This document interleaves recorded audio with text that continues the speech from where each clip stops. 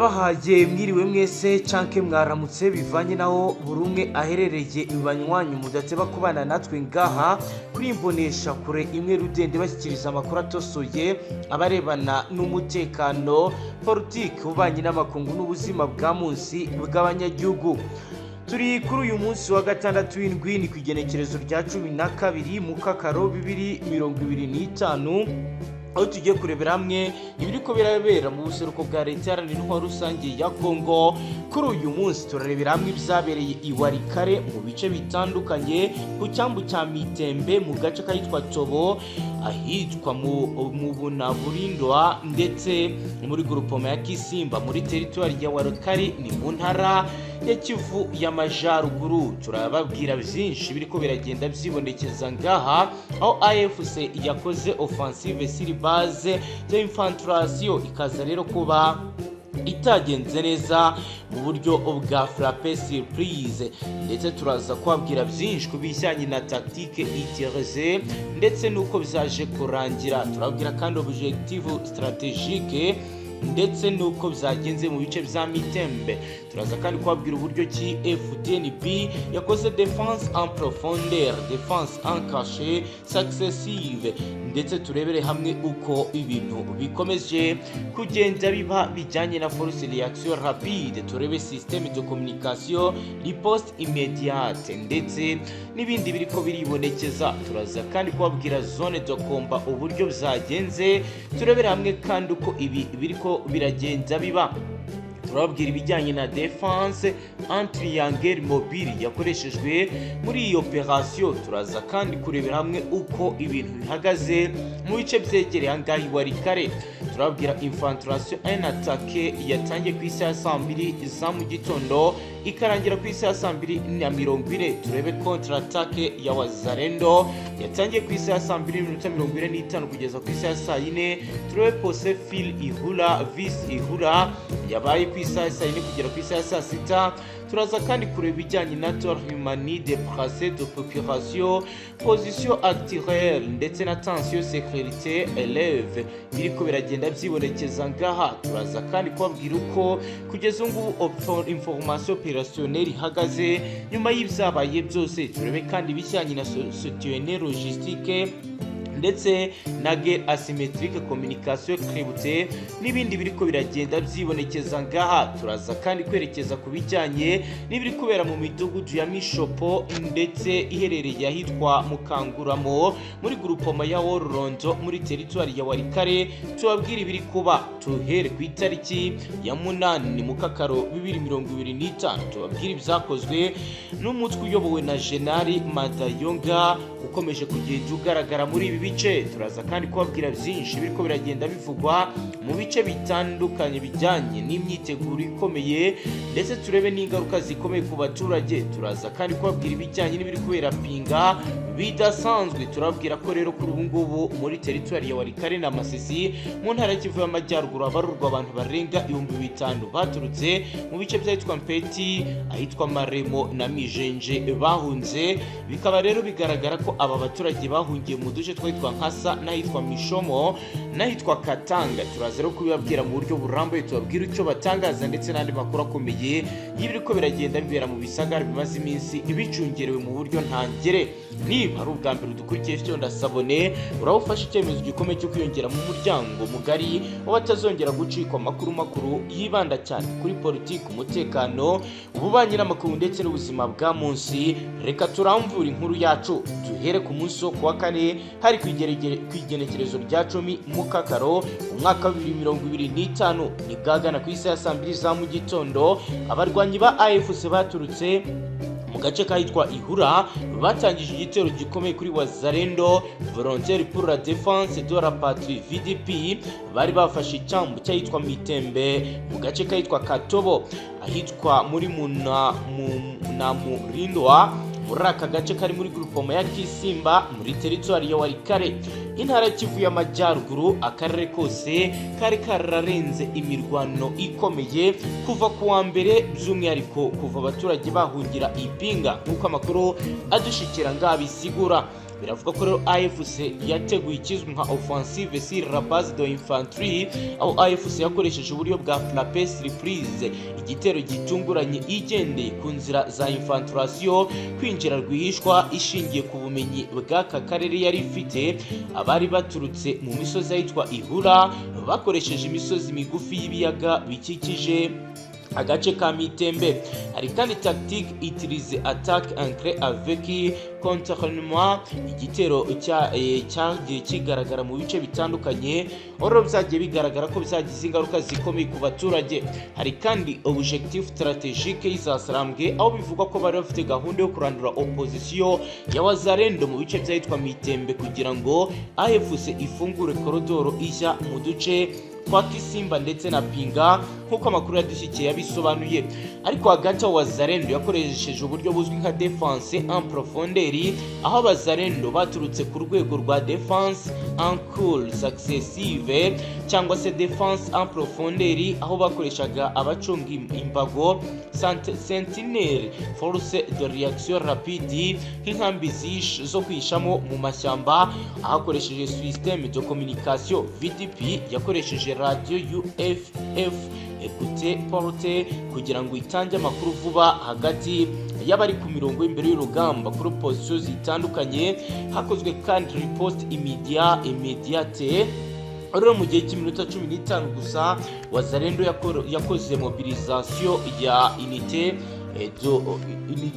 de première ligne, hakoreshejwe rero igikorwa cyiswe riposte de proximité hifashishijwe imbunda nto zo mu bwoko bwa AK-47, PKM ndetse na RPG, nk'uko amakuru atugeraho bisigura.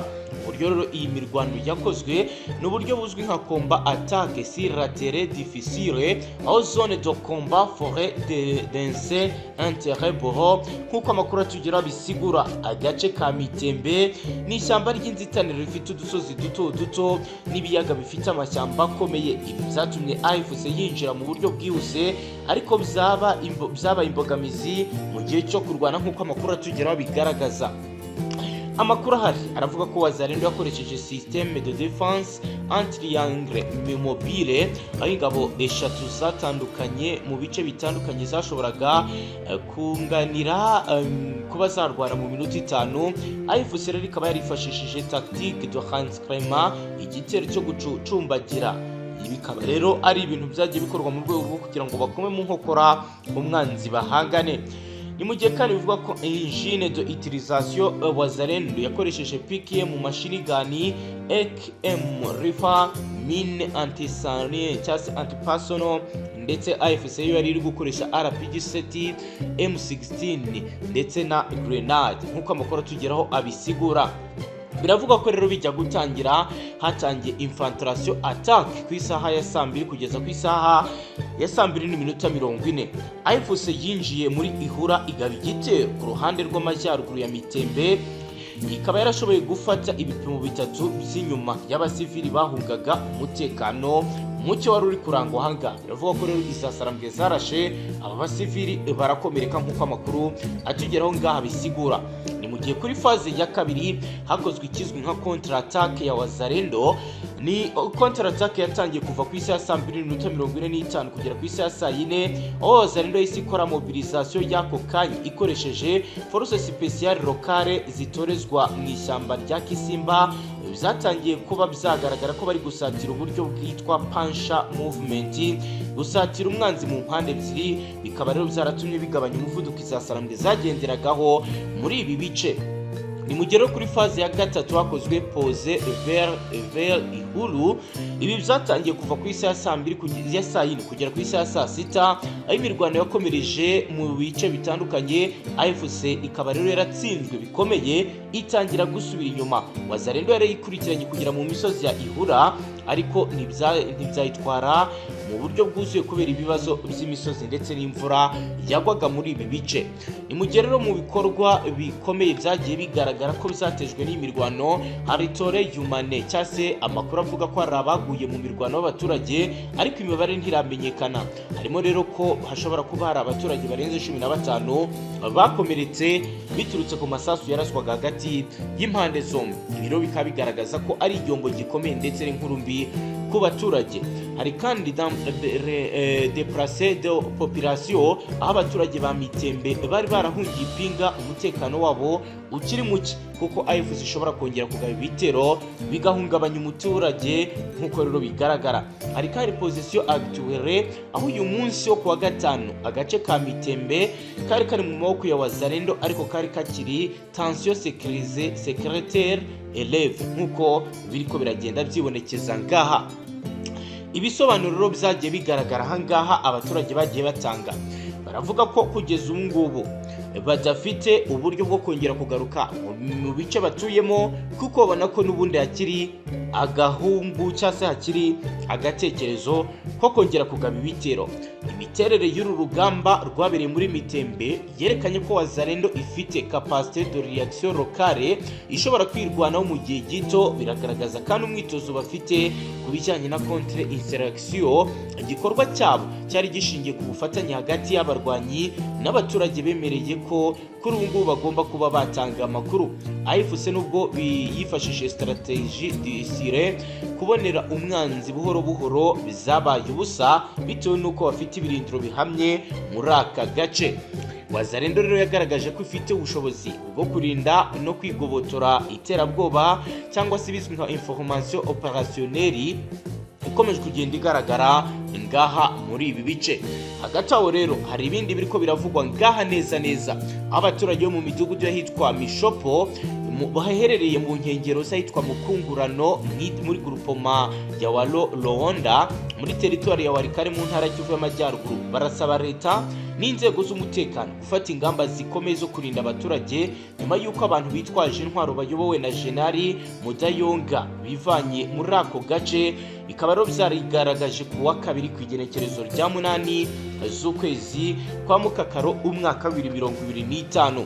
Uyu Mudayonga wiyita Generali ku giti cye yari yinjiye mu cyitwa Mishopo ku igenekerezo rya 3 Mukakaro ari kumwe n'abarwanyi barenga 100 bitwaje intwaro bakekwa kuba abafatanye n'umutwe wa FDLR. Intego yabo kwari ugukuraho abaturage bavuga ko baguze ubutaka muri aka gace, nubwo bivanye naho ku bushake bitari kuba bigaragara. Abaturage baracyafite impungenge zikomeye, bakaba baribukije ko ibi bigomba kuba byahagarara, ndetse banahaye iminatu cyangwa se igihe ntarengwa cyo kuba baravuye kuri ubwo butaka mbere y'uko basubira kuba bagabwaho igitero. Ibi bibazo rero byatangiye gututumba kuva ku itariki ya 3 z'uku kwezi, ubwo abaturage batangaga alarme, ubutumwa bwo gutabaza, bavuga ko habonetse umutwe w'abantu bitwaje intwaro binjiye mu mudugudu witwa Mishipo. Uwo mutwe ukaba wari uyobowe n'uyu Mudayonga, umusirikare wahoze mu mutwe FDLR waje kwisubiriranya, agatangaza ko agiye kwikorera ubuhinzi ku butaka avuga ko yaguze. Uyu Mudayonga ntiyaje wenyine, yaraherekejwe n'abarwanyi bafite intwaro za rutura zirimo AK-47, PKM, ndetse uvuga ko hari n'ibikoresho bikomeye birimo RPG ndetse na za mortieri bari bafite. Ibyateye ubwoba abaturage bavuze ko uyu Mudayonga yavuze ko abazi neza ko ari ku butaka bwe, ndetse yihanangirije abatuye hako bagomba kuba baramaze kwimuka mbere y'uko agaruka mu byumweru 2 biri imbere. Biro bikaba byarafashe nko gutera ubwoba abaturage, ndetse benshi mu batuye ahangaha muri aka gace bahise batangira guhungira mu bice by'ahitwa Mukungurano n'ahandi hatuje. Umwe mu bayobozi bo hasi utifuje ko amazina yatangazwa yagize ati, turababaye cyane, ntituzi uwagurishije ubutaka bwacu. Mudayonga aradutera ubwoba, twumva twugarijwe, nta muturage ushobora guhunga kuko umuntu yahindutse igisimba. Twemeye gupfa ariko ntituzava mu butaka bwacu. Turasaba leta n'inzego z'umutekano kudutabara byihuse. Amagambo nk'aya aragaragaza ko abaturage bahitwa Mishipo bafite ubwoba bwinshi, ariko banagaragaza kwiyemeza kurinda isambu zabo, kuko rero ariho bakora imibereho yabo ya buri munsi, kuko bahinga ubutaka mu buzima bwa bunsi. mu gihe rero hari uguhakana no gushinjanya hagati y'abaturage n'uwita Mudayonga, ikibazo cy'ubutaka cyagaragaye nk'ikigomba kwitabwaho byihutirwa. Hari amakuru avuga ko rero hari abayobozi b'inzego gakondo baba baragize uruhare mu kugurisha ubutaka mu buryo budasobanutse, bikaba biri gutera amakuru y'amacakubiri mu gace kahitwa Winayanga. Ni mu gihe rero ibi bihungabanya ubucuruzi ndetse n'ibikorwa bisanzwe. Kugeza ubu rero akarere kahitwa Mishipo kari gasanzwe keza ku buhinzi buri hejuru, ariko kuri ngubu biratangazwa ko ibikorwa byo guhinga biriko biragenda bigabanuka. Reka rero tujye ku bijyanye n'ibiri kubera Pinga, tubabwire andi makuru akomeye ari kuba ndetse n'ibiri kuba mu gace ka Pinga gaherereye hagati ya teritwari ya Walikale ndetse na Masisi mu ntara Kivu y'Amajyaruguru. Hari kubarurwa abaturage barenga 5,000 baturutse mu bice by'ahitwa Mpeti, ahitwa Maremo, ahitwa Mijenje, bahunze imirwano ikaze yahuje za Sarambwe ndetse n'igisirikare cya leta, aho abaturage bahungiye mu duce twitwa Nkasa, Mibushimo, Katanga, aho hashyizwe mu bice bitandukanye hagiye hashingwa famille de accueil, ariko kuri ubu ngubu bakaba bageze mu bibazo bikomeye nk'uko tugiye kubigarukaho. Guheraho izi mpunzi zegere Ipinga nta nkambi yihariye zirubakirwa. Komite y'abarokotse iyobowe na Ndore Benoit yatangaje ko bafashije impunzi ari abaturage basanzwe bako gace, bagiye babubakira mu ngo zabo, ariko uko iminsi ishira imibereho yabo irarushaho kuba mibi cyane. Yagize ati ubuzima buragoye, abatwakiriye hafi bafite ibibazo nk'ibyacu, ibiribwa byabuze, amazi ni ikibazo, n'amavuriro nta miti, ni ukubaho mu buzima bwo kwirwanaho. Ni ibyatangajwe n'uyu muyobozi Ndore Benoit. Hashize rero amezi 5 yose nta nkunga y'abagira neza cyangwa se imiryango yita ku mpunzi ibageraho. Ibikoresho nk'ibiribwa, amazi meza, ibikoresho by'isuku, imyambaro ndetse n'inkweto bizarabuze burundu. Imiryango ibarirwa mu bihumbi icumbitse mu bizambu bito, rimwe na rimwe abantu 10 baryama hamwe. Gufungura rimwe ku munsi si ku mpamvu yo kwifunga, ahubwo no kubura uko babigenza. Ni mu gihe rero bavuga ko ibi biteye ubwoba, ahatangiye kugaragara ibyorezo bikomeye birimo kolera, tifoyibe ndetse na amibe. Indwara rero za malaria nazo zikomeje gukora akazi. Ibibazo by'ubuzima biri kwiyongera cyane, by'umwihariko ku bana bato n'abagore batwite. Malaria ni indwara iri kwica benshi. Kugira ngo umuntu abone agapira ko kwipimisha bisaba gukora ibirometero birenga 10. Urugero bivuga ko kwibasira abana bato bijyanye n'imibereho mibi yabo bikomeje kugenda byiyongera. Kuri ubu rero imiti ni ikibazo giteye ubwoba. Ibyo abaturage bavuga ko bikomeje kugenda biba bibi cyane, aho rero batabaza Minisiteri y'Ubuzima kugira ibyo ikora mu bice bya Pinga nk'uko babikoze mu bindi bice byo mu ntara ya Kivu y'Amajyaruguru nka Rucuru cyangwa se Bunia. Imiryango ya Gikristo, Akaritasi, Asepake n'abandi bafite ubushobozi buke kuko nabo babuze inkunga iva hanze. Ubuzima bw'impunzi buri gusubira inyuma buri munsi, nta muryango urabitaho, ntaho turandika abana bavuka, ntaho dusomera ijambo ry'Imana, nta buzima buhari. Uyu ni umuyobozi w'umuryango wa Gikristo muri bice by'ahitwa Bishimo ugaragaza ibibazo bikomeye bihari. Abaturage bavuye mu bice byibasiwe n'imirwano yabaye hagati za Sarambwe ndetse n'uruhande rwa leta, aho abantu batagira ingano bishwe, abandi bahunga amasasu. Muri Mpeti, Maremo, Mijenje haranzwe imirwano ikomeye, gutwika inzu z'abaturage, gufata ku ngufu abagore ndetse no gusahura. Abaturage bamwe bahungiye ahitwa mu bice by'ahitwa Myenda na Kipu, gusa abandi bavuga ko mu ngo zabo ubuzima bugoye.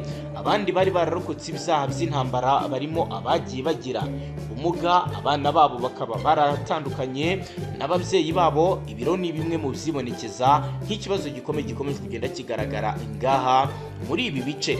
Mu ijwi ryuje agahinda gakomeye, perezida wa komite y'impunzi Ndore Benoit yagize ati turageramiwe, turi abantu 5,000, nta mfashanyo, nta miti, nta biryo, n'abagore batwite bararwaye malaria. Leta yakumwe n'abafatanyabikorwa bayo badutabare mbere yuko tugwa hano twise. ibi rero birasaba ko bakohererezwa imfashanyo y'ibanze, bakongera ubuvuzi, bakubaka kandi bagahabwa ibijyanye n'aho kuba, kuko bigoye kubona uko baryama, kuko usanga ari ubuzima bugoye ndetse n'inzara nayo ikaba ivuza ubuhuha muri ibi bice. Ni nawe dusoreje ufyonde sabone niba ari ubwa mbere dukurikiye. Hano twibanda cyane ku nkuru zikomakomeye zirebana n'umutekano, politike, ububanyi n'amakungu, ubuzima bwa munsi bw'abanyagihugu ndetse tukabagezaho n'abagezweho mu makungu. Hasta la vista.